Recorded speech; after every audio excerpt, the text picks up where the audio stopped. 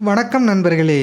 இன்னைக்கு நம்ம வீடியோவில் எதை பற்றி பார்க்க போகிறோம்னா, நம்ம வீடுகளில் பார்த்தீங்கன்னா இந்த மாதிரி பெயிண்ட் உறிஞ்சு வர்றதை பார்த்துருப்பீங்க.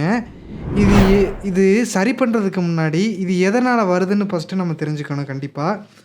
இது பார்த்தீங்கன்னா நம்ம எம்டி செவுத்தில் டைரெக்டாக பெயிண்ட் அப்ளை பண்ணுறப்ப இந்த மாதிரி பிரச்சனை வருங்க.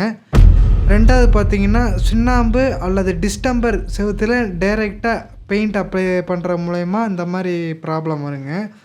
இதை எப்படி ப்ராப்ளம் ஃபிக்ஸ் பண்ணுறதுன்னு சொல்லி பார்த்துடலாம்.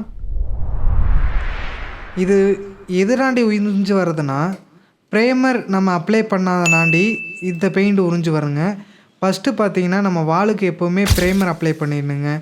இல்லைன்னா நான் புதுசாக பில்டிங் பண்ணியிருக்கேன்னா பிர்லா ஒயிட், அப்புறம் நெக்ஸ்ட்டு ப்ரைமர் பண்ணி அப்புறம் மூணாவது நம்ம கலர் பண்ணணுங்க, பெயிண்ட் போகணுங்க. அதாவது எமல்சன் இது பண்ணுற மாதிரி இருக்குங்க. இது பண்ணால் தான் நமக்கு இந்த மாதிரி உறிஞ்சு வர்றது, இந்த மாதிரி பிரச்சனைலாம் வராது. இது நம்ம செவுரில் பெயிண்ட் உறிஞ்சிருக்கிறத இப்போ எப்படி சரி பண்ணுறலான்னு பார்த்துடலாம். ஃபஸ்ட்டு பார்த்தீங்கன்னா அந்த பெயிண்ட்டு உறிஞ்சிருக்க இடத்த நல்லா க்ளீன் பண்ணி சுத்தமாக சுரண்டி எடுத்துருங்க. எவ்வளோ வருதோ ஃபுல்லாக சுரண்டி எடுத்துகிட்டு பட்டி வச்சுருந்தீங்கன்னா பட்டி அப்ளை பண்ணிவிட்டு நீங்கள் ப்ரைமர் பண்ணி பண்ணுற மாதிரி இருக்கும். இல்லை நான் வெறும் வாலில் அப்ளை பண்ணிருந்தீங்கன்னா ஃபுல்லாக க்ளீன் பண்ணி எவ்வளோ தூரம் வருதோ ஃபுல்லாக க்ளீன் பண்ணிவிட்டு அப்புறம் பார்த்தீங்கன்னா நம்ம ப்ரைமர் பண்ணி அப்புறம் பெயிண்ட்டு எமல்சன் அடிக்கிற மாதிரி வருங்க. இது மாதிரி பண்ணிங்கன்னா நெக்ஸ்ட்டு இந்த ப்ராப்ளம் வராது.